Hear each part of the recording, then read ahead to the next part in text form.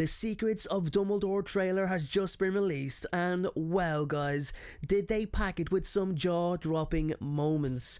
There's so many questions, so many theories, so many brain-busting puzzling parts, all from just 2.5 minutes.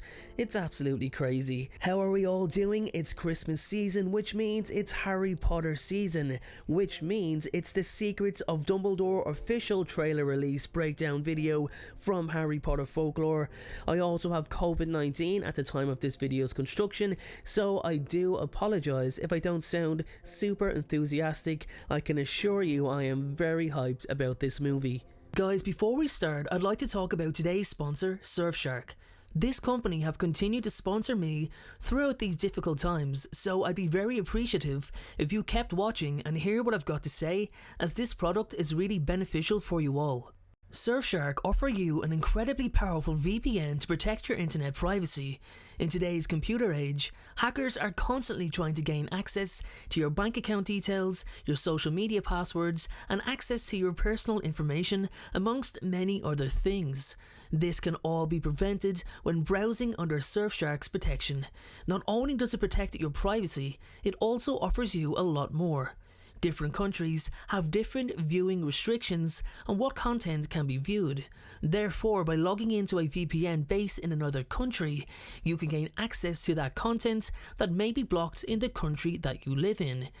For example, I've always used the Australia VPN, but it's recently come to my attention that you can gain access to the Fantastic Beasts: The Crimes of Grindelwald movie on Netflix by using the Indian VPN, which is pretty cool. If you join Surfshark today, you'll get 83% off, 4 months extra free.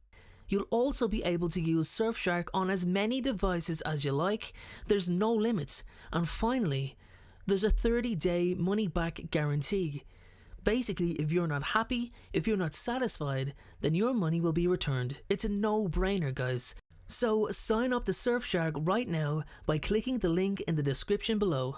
So, it opens with a stunning scene of Hogwarts, which is quite a common theme for these trailers, most likely to give the viewer a nostalgic feeling, and to be honest, it works.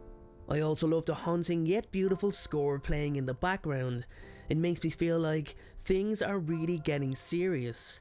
Next, we see the golden snitch come on screen, so that indicates to me that we'll see some part of a Quidditch match. It's just not clear if the match is going to be the actual first scene of the movie, because they like to rearrange scene orders for these trailers just to throw us off. So next we see a scene of an aged Dumbledore, which then blends into the Dumbledore of the past, or current Dumbledore if we go by the Harry Potter movies timeline. He says, "The past whispers to you," which could be a hint towards the trauma of his own past that still haunts him. Like there's more to what happened all those years ago. Next we see Aberforth Dumbledore speak to Newt, immediately revealing himself as his brother, so no suspense there. I knew Aberforth was going to be in this movie. Do you ever just have that gut feeling?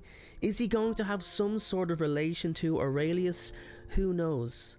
So next we see a very sad looking Dumbledore. He comes on screen and he says, "The world is coming undone," followed by a shot of what seems to be like two sides of support for a vote.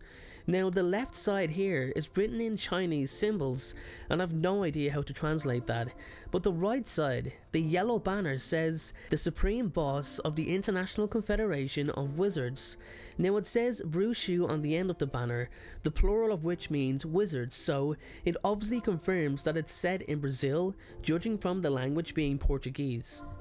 So next we have the first look of Mads Mikkelsen as Gellert Grindelwald. Now guys, I have to be honest, I thought they were going to keep with the Depp Grindelwald look. You know, the bleach blonde hair and the kind of militia look, but it's completely different. It's an entirely different take on him. He doesn't really look badass to me, just kind of more like Dumbledore does in the three-piece suits.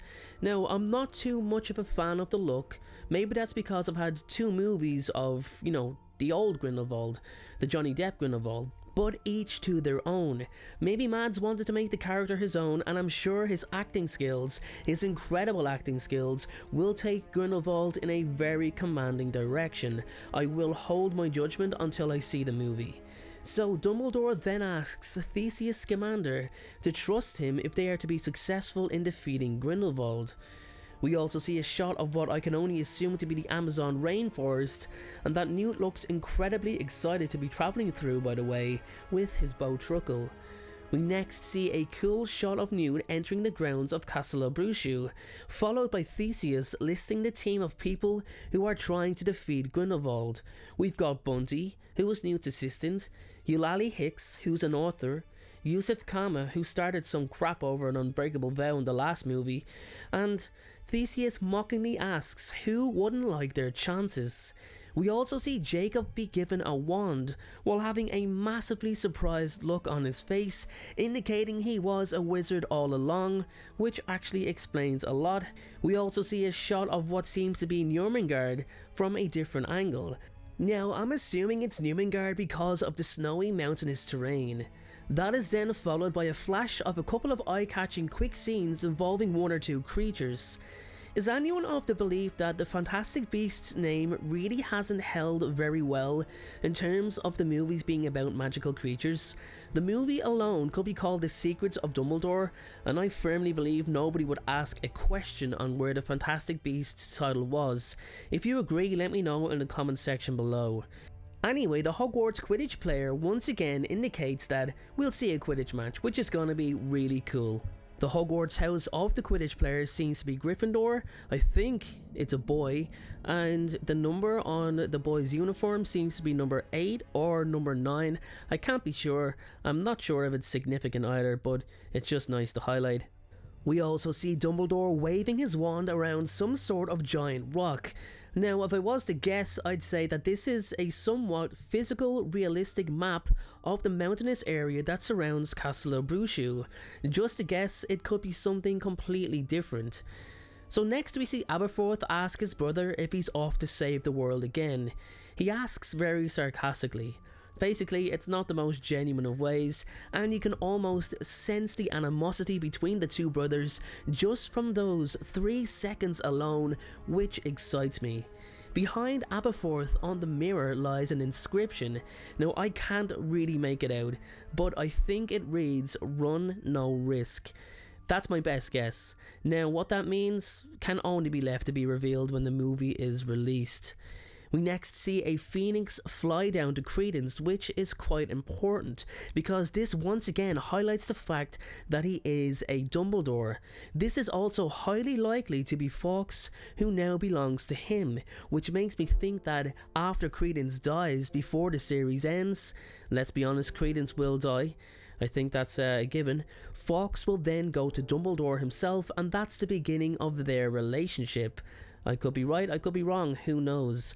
It then cuts to Queenie and Jacob reconciling after her departure in the crimes of Grindelwald, but we then hear the words, "Things are not always as they appear," indicating that Queenie is only there with Jacob under false pretenses, and more than likely something will happen to Jacob too.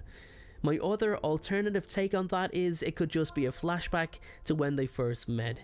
Followed by Dumbledore holding the Blood Pact file, looking extremely frustrated. So to me, that indicates he is nowhere near closer to breaking the pact. Obviously, it's entitled Fantastic Beasts, so we've got to see some, don't we? Well, we do in the very next clip, a second or two longer than the other shortly cut clips. Newt, using his expertise as usual with magical beasts, ensures that he and Theseus pass unnoticed by the scorpion-like crab people until they get chased by this giant monster scorpion crab, like Hagrid. Like a giant crab. Let's call him Crabrid. So Crabrid isn't too happy about Newt and his bro and legit tries to squash them. So next we see Theseus and Eulalie duel some Aurors, or what appear to be Aurors. They're dressed like Aurors anyway, but maybe they are followers of Grindelwald. Quite a remarkable scene follows, which shows Jacob withstand a massive spell from Queenie, who looks absolutely emotionless while also looking very pissed off, which makes me think she's under the Imperius curse. We then see Credence slice through a spell that seems to be Protego. You know, the spell that was used in the Battle of Hogwarts, you know, the big shield spell? Anyway, he slices through it like it's not even there. Vin de Rossier is behind him to his left and some unknown woman on the right. It's exactly how Voldemort destroyed the Protego Maximus spell during the Battle of Hogwarts. It goes from that blue shield colour to basically red ash. Anyway, we next see Grindelwald announcing that the war with the Muggles begins today. Now, this is a long way from the Grindelwald who didn't really want to harm Muggles but more so control them. So it's going to be interesting to see the development of the character from the previous movie. Grindelwald is in some bath, which I believe to be some kind of giant pensieve, for him to view the memories of Yusuf Kama, and maybe it also functions for his prediction abilities too. Don't forget, Grindelwald is a seer. Probably the moment of the trailer for me comes next with Credence, now Aurelius, charging towards Albus Dumbledore with the intent, it seems, to kill him, only for the latter to disapparate and I can only assume reappear somewhere else behind him or beside him to continue the fight. It's also noteworthy to mention that Credence is unleashing the full extent of his Obscurus power. We then see the room of requirement open with a spinning cylinder that takes Dumbledore and Jacob inside it. Now once again I'm assuming, but I think it's some sort of transportation device. It's something they need that helps to get them where they want to go, which is obviously what the room is for. But why Jacob? That's the question. Jacob just keeps reoccurring in these important moments from the movie, well, from the trailer. I think Jacob is going to play a very important role in the whole movie. It's hard to actually work out what it is. I know he's important, but I'm not surprised that they're giving us these little flashes of Jacob's importance. The wand, Queenie, the room of requirement. Then we see a couple of flashes of some magical creatures, and then it shows Aurelius unleashing once again the full force of his Obscurus power towards Dumbledore, who calmly just raises his hand like it's absolutely nothing. And then it cuts to Hogwarts and we see Dumbledore make the famous house points joke, giving 3 points to Hufflepuff when Newt answers a question correctly. The final scene is Jacob advising the students not to touch his wand because it can do some serious damage, before revealing he got it as a Christmas present.